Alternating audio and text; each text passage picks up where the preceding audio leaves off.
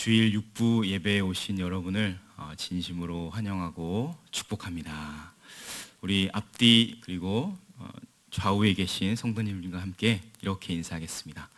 오늘도 잘 오셨습니다. 인사하겠습니다.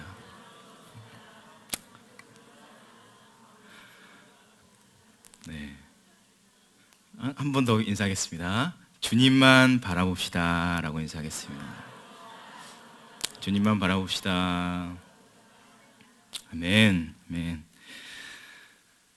서울의 한 상가 건물에서 커플이 유리로 된 그릇을 막 던지면서 소리를 지르고 있습니다. 그리고 망치를 들고 모니터와 컴퓨터, 밥솥 같은 가전제품을 사정없이 내리치면서 부수고 있습니다.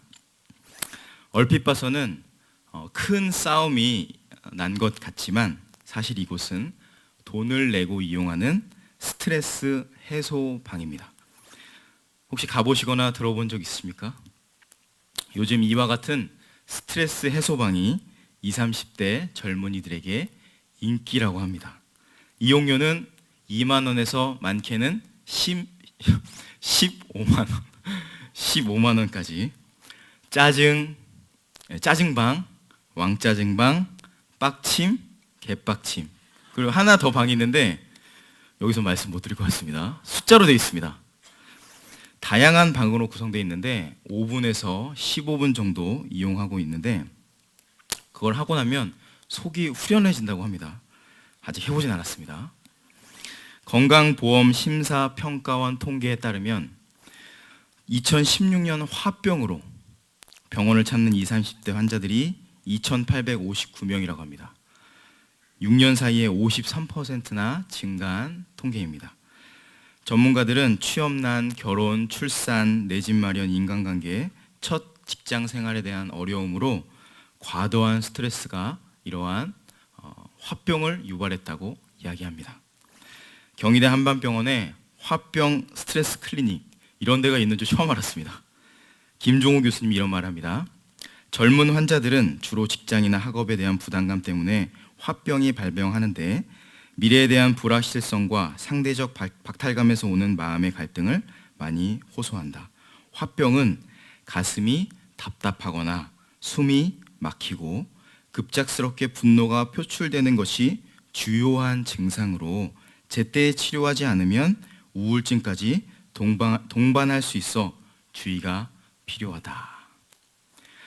감정은 기본적으로 하나님이 주신 우리에게 선물입니다. 우리에게 하나님이 주신 선물입니다. 그런데 그 감정을 잘 다스리지 못하거나 처리하지 못하면 우리 안에 쌓이면서 부정적인 영향을 끼치게 됩니다. 그래서 스트레스, 두통, 과민성 대장 증후군, 고혈압이나 뇌졸중 같은 질병을 실제적으로 유발하게 됩니다. 이러한 감정은 나에게만 영향을 미치는 것이 아니라 옆에 있는 사람들에게도 타인에게도 영향을 미칩니다. 심리학자 마틴 셀리그먼은 부부 싸움이 많은 400명의 아이들을 5년 동안 지켜봤는데 그 아이들이 자라나서 우울증에 걸릴 확률이 훨씬 더 높다고 했습니다.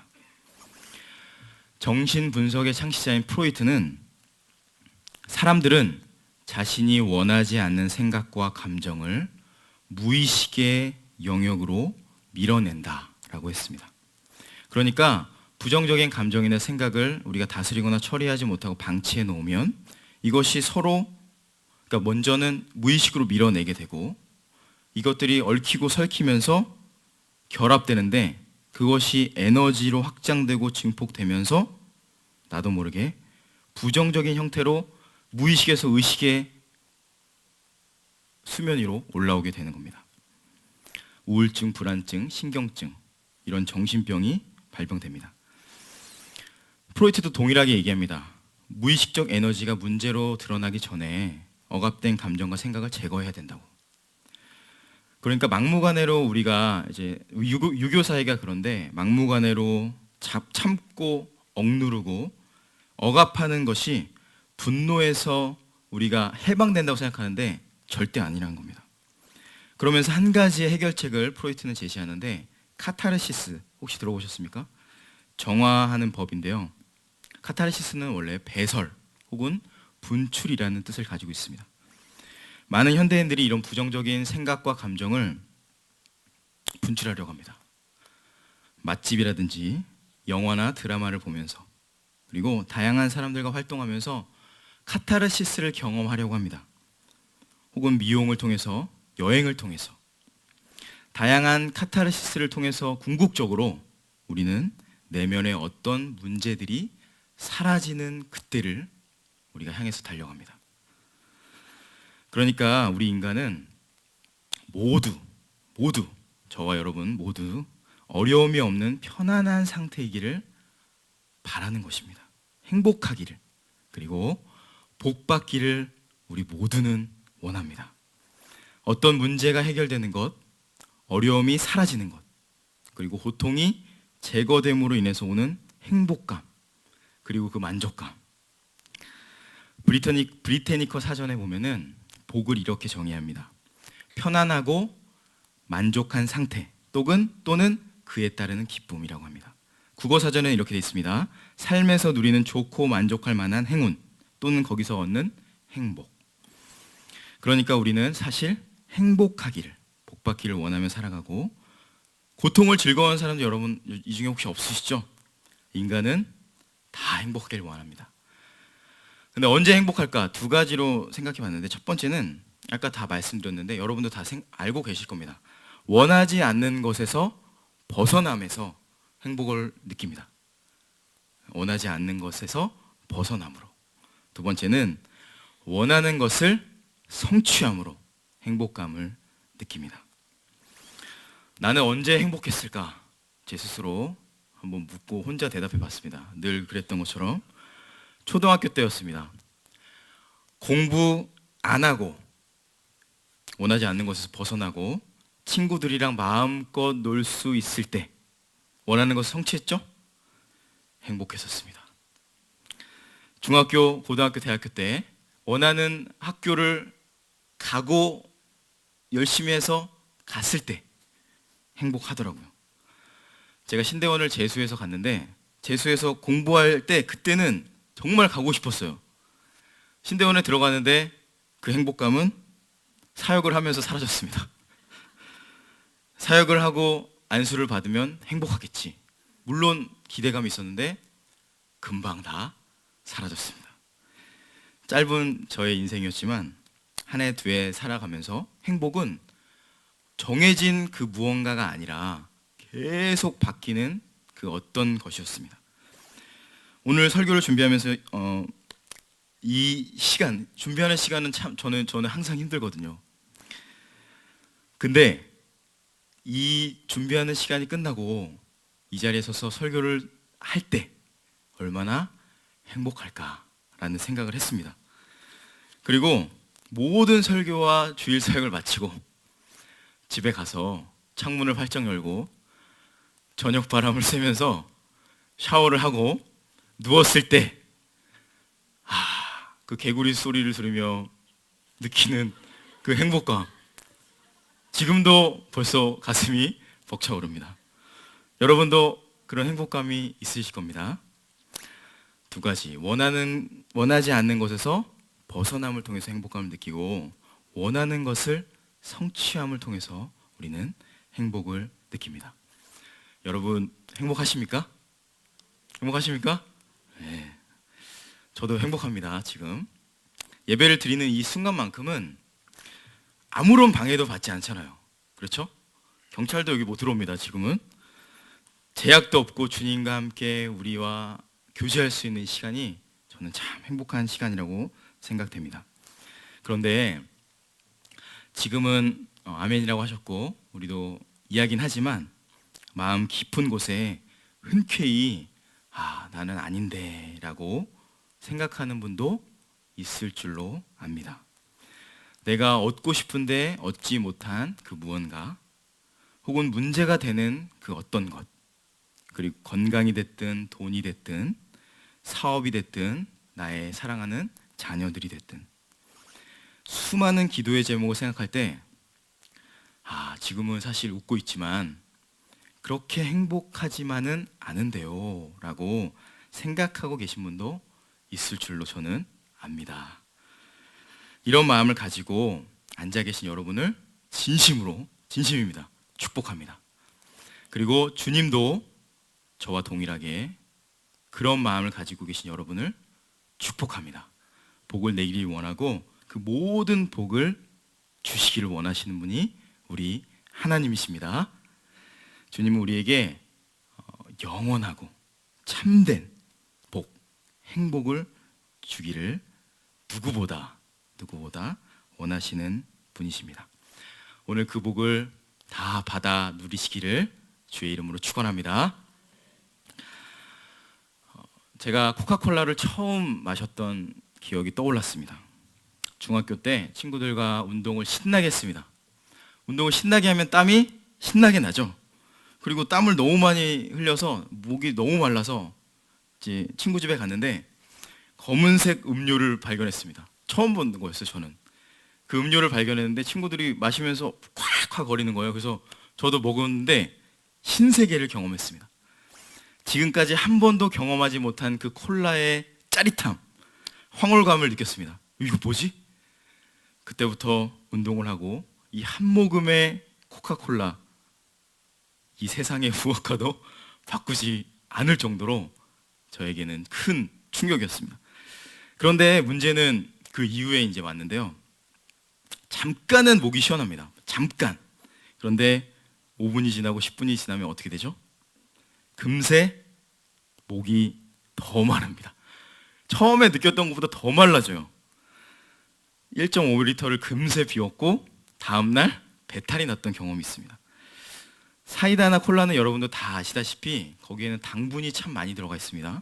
그래서 마시면 마실수록 갈증은 더하게 됩니다. 인생도 이와 같습니다. 뭔가 내가 허전하기 때문에 채웁니다. 넣고 마십니다. 그래서 무언가를 하는데 만족이 안 되는 경우가 있습니다. 그리고 시간이 지나면 또 목이 마르고 또 목이 마릅니다. 해결되지 않고 만족이 없는 상황. 그러니까 빨리빨리 갈증이 오는 것과 똑같은 원리입니다. 오늘 말씀도 보면은 전도서 6장 6절에 이런 말씀이 있습니다. 그가 비록 천년의 갑절을 산다 할지라도 행복을 보지 못하면 마침내 다 한 곳으로 돌아가는 것뿐이 아니냐. 사람의 수고는 다 자기의 입을 위함이나 그 식욕은 채울 수 없느니라. 여기 보면은 행복이라는 단어가 있습니다.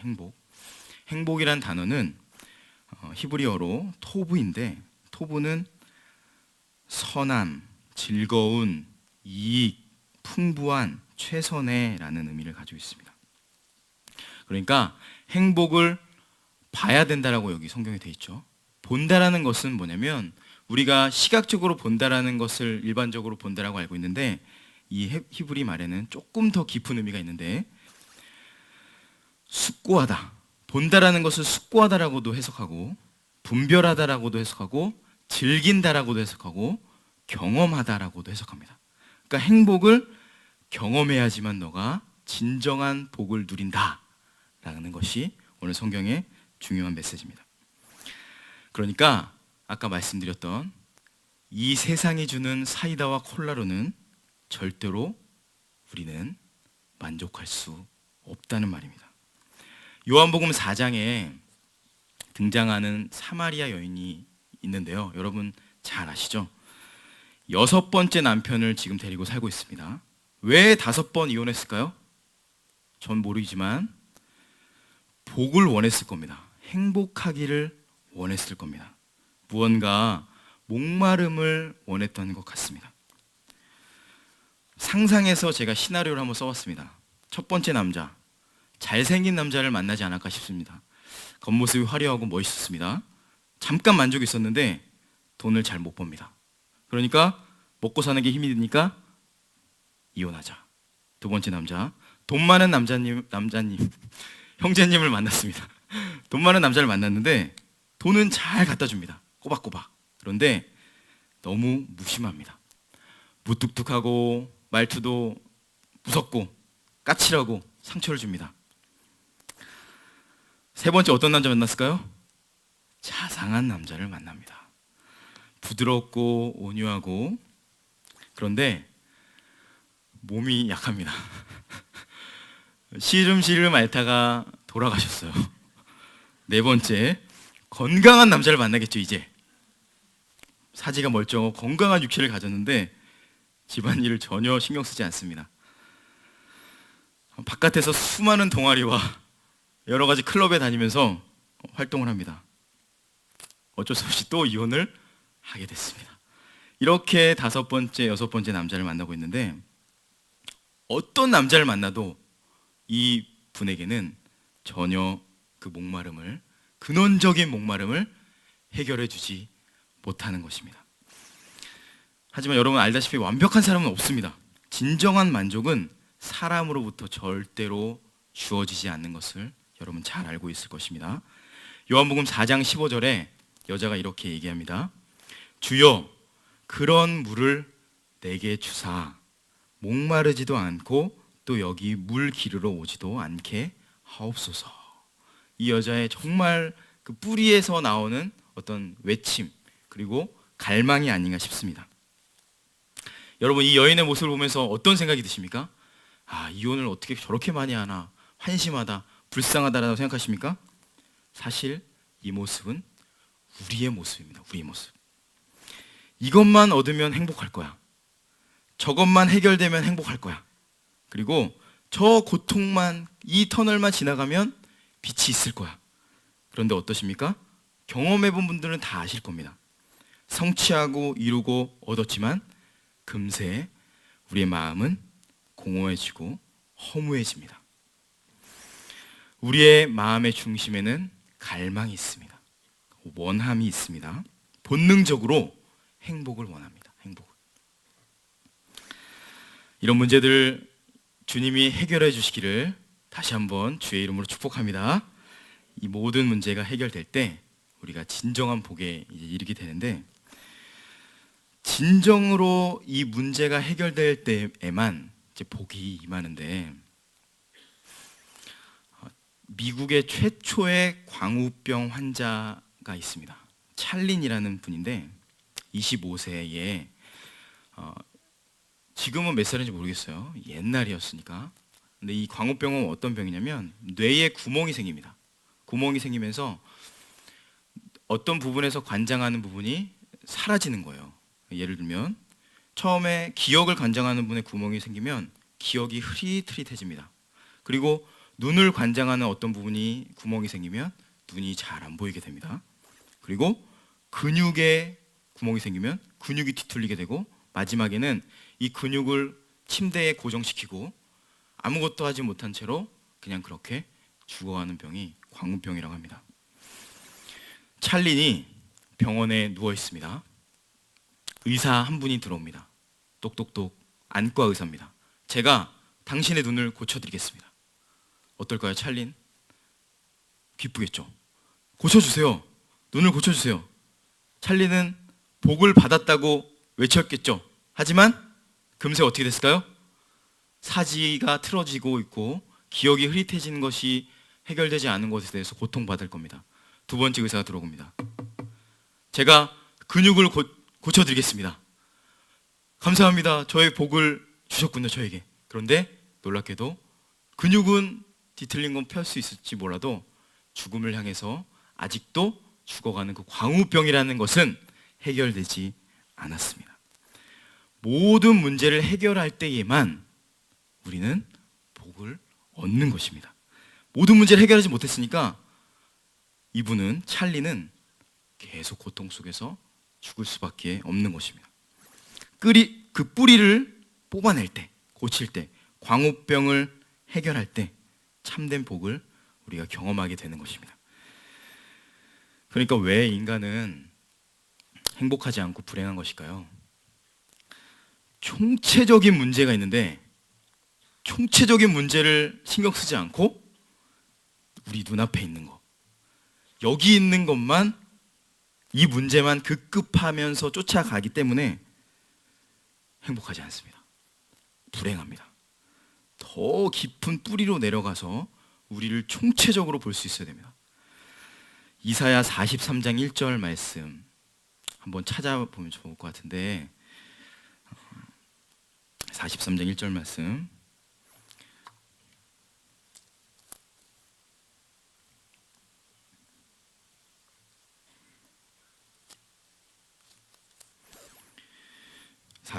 1절 말씀 앞부분만 한번 읽어보도록 하겠습니다. 야고바로 시작되는 말씀 시작. 야고바 너를 창조하신 여호와께서 지금 말씀하시니라. 이스라엘아 너를 지으신 이가 말씀하시느니라. 여기까지만 읽겠습니다. 우리가 왜 불행한지 창조주 하나님 안에서 벗어났기 때문입니다. 창조주 하나님의 그 울타리를 벗어났기 때문입니다. 창조주가 있다는 것을 벗어나서 내가 주인이 되고 내가 내 인생을 끌어가고 내가 원하는 삶대로 내가 하려고 발버둥치니까 어떻게 되냐면 8절 말씀 밑으로 좀 가보겠습니다. 눈으로 가시면 읽어볼까요? 눈이 있어도 보지 못하고 귀가 있어도 듣지 못하는 백성을 이끌어내라. 이렇게 비참한 상태로 우리가 가게 됩니다. 내 멋대로 살아가니까. 창조주 하나님이 나를 만드신 목적이 있고 나를 이 땅에 보내신 이유가 있는데 하나님은 하나님이고 나는 납니다 하고 그분과 완전히 분리시키고 내 멋대로 살아갑니다. 그런데 오늘 1절 말씀 뒤에 이어지는 말씀 1절 말씀이 우리 안에 확실하게 들어오면 자, 그 아까 전에 읽었던 뒷부분 읽어보겠습니다. 1절의 뒷부분 너는 두려워하지 말라. 내가 너를 구속하였고 내가 너를 지명하여 불렀나니 너는 내 것이라. 4절 말씀 읽겠습니다. 내가 내 눈에 보배롭고 존귀하며 내가 너를 사랑하였은즉 내가 내 대신 사람들을 내어주며 백성들이 내 생명을 대신하리니. 아멘. 우리는 예수님의 십자가의 보혈로 우리를 구원해 주셨습니다. 그러니까 여러분은 어떤 존재들이죠? 보배롭고 존귀한 존재입니다. 여기 말씀처럼 그 십자가의 사랑 가운데 있을 때에만 그 창조주 하나님의 임재 가운데 그 울타리 가운데 있을 때에만 우리가 비로소 그때 살아가는 겁니다. 그때 연어 한 마리가 물속을 유유히 헤엄치고 있습니다. 연어. 어느 날 햇빛과 바람이 따뜻하고 날씨가 너무너무 좋아서 물속을 뛰쳐나왔습니다. 나오긴 나왔는데 이상하게 괴롭습니다. 아가미로 숨을 쉬니까 괴롭겠죠. 물 밖에서 살긴 사는데 뭔가 불편합니다. 왜 이렇게 불편하지? 하루하루 왜 이렇게 행복하지가 않지? 왜 이렇게 괴로운 걸까? 목이 마르지? 공허하지? 괴로움을 없애기 위해 발버둥 칩니다. 파닥파닥 지리산에 올라갑니다. 등산을 했어요. 정상에 악을 쓰며 올라갔는데 만족이 없습니다. 이상하다. 산에서 내려와서 맛있는 음식을 먹으러 갑니다. 연어가 먹을 수 없는 갈비를 먹으면서 와 맛있다. 잠깐은 좋을지 모르는데 금세 배낭여행도 가고 다이어트도 하고 쌍꺼풀 수술도 하고 눈썹 문신도 합니다. 이 하찮은 연어 이게 연애도 하고 결혼도 합니다. 할 수 있는 건 다 해보는데 다 해봅니다. 도저히 해결되지가 않습니다.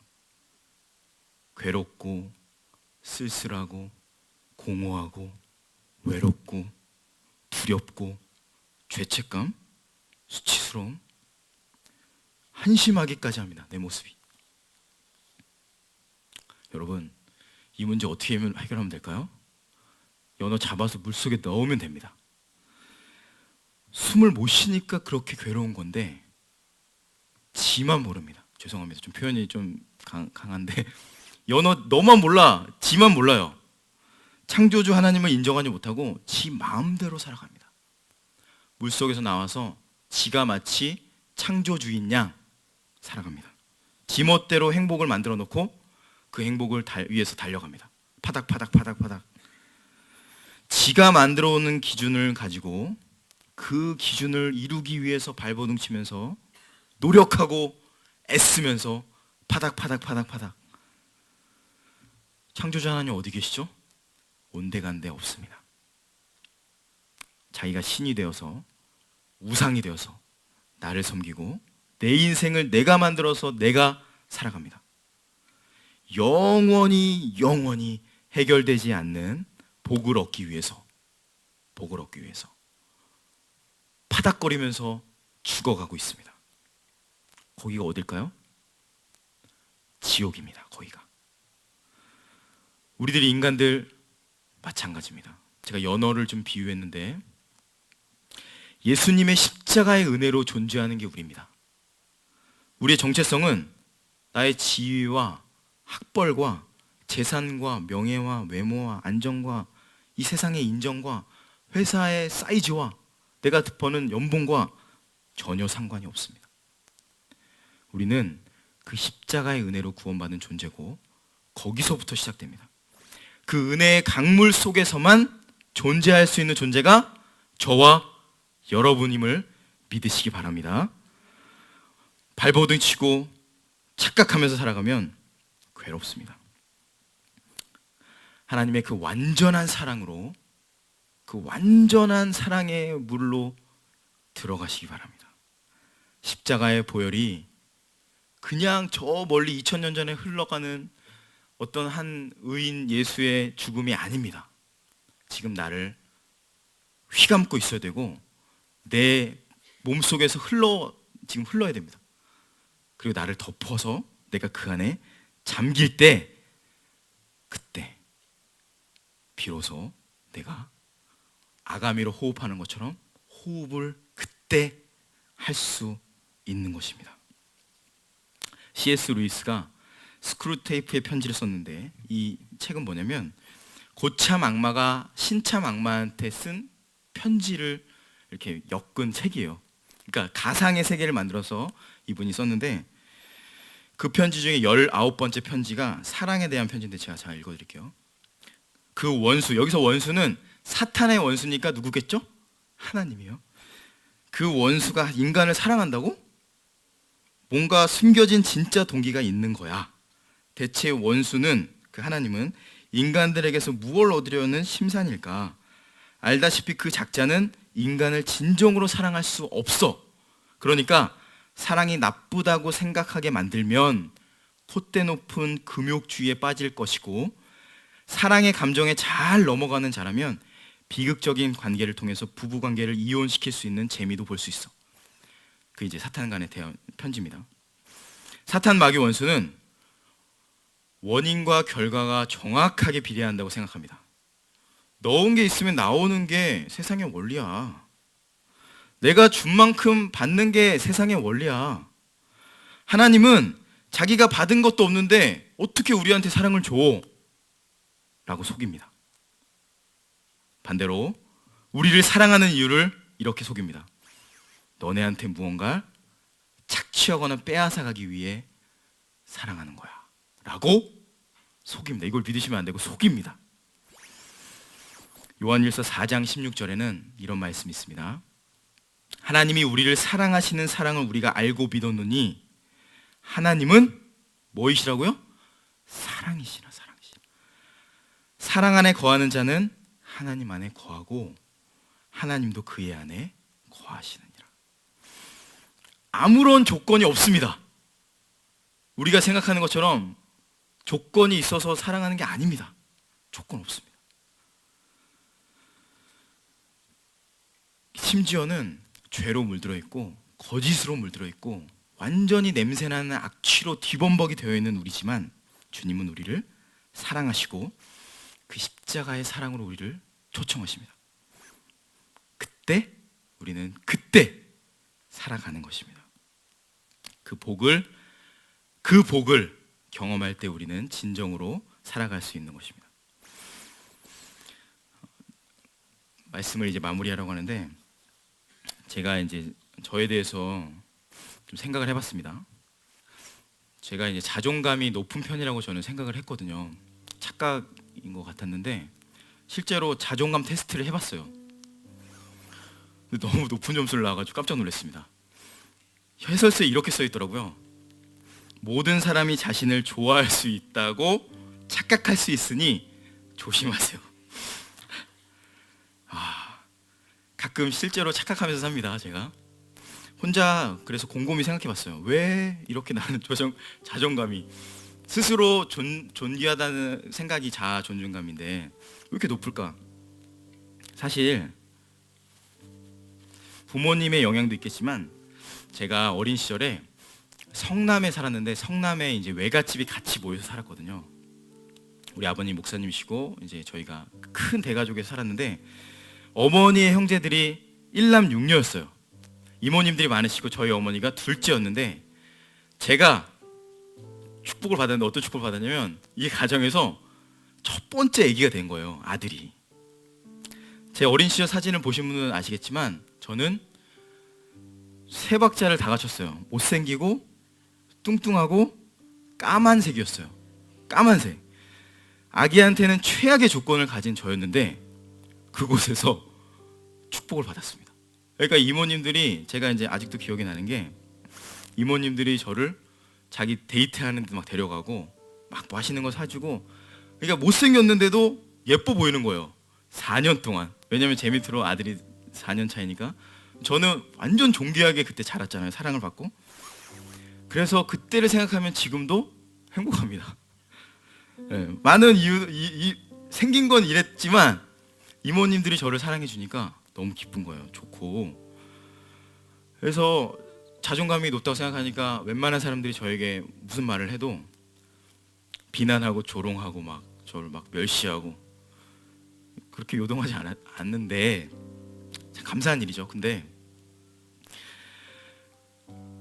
제가 그때 만들어졌던 그 자아 존중감으로 해결하지 못하는 문제가 있을 수 있어요. 저도 마찬가지고 여러분도 마찬가지입니다. 내가 자아 존중감이 어떠하든지 상관없습니다. 내가 높아야 되는데 높지 않아서 문제가 될 건 없습니다. 우리는 다 똑같은데 이 해결되지 않고 내가 가지고 있는 이 자존감의 문제로 해결하지 못하는 부분이 분명히 있습니다. 앞으로 살아가면서 저에게 오겠죠. 온 적도 많습니다. 저에게 어려움이 왔을 때 많습니다. 그런데 이것을 나에게 올 때 이 문제들을 내가 해결하려고 발버둥 치면서 아, 나 어렸을 때 그렇게 사랑받았는데라고 계속 내 안에 자기 암시하고 엄마가 나 사랑하는데 라면서 혼자 울고 그런다고 해결될까요? 해결되지 않습니다. 내가 그 물 밖에서 나와가지고 발버둥 치면서 해봤자 절대 해결되지 않습니다. 어떻게 할까요? 어떻게 해야 될까요?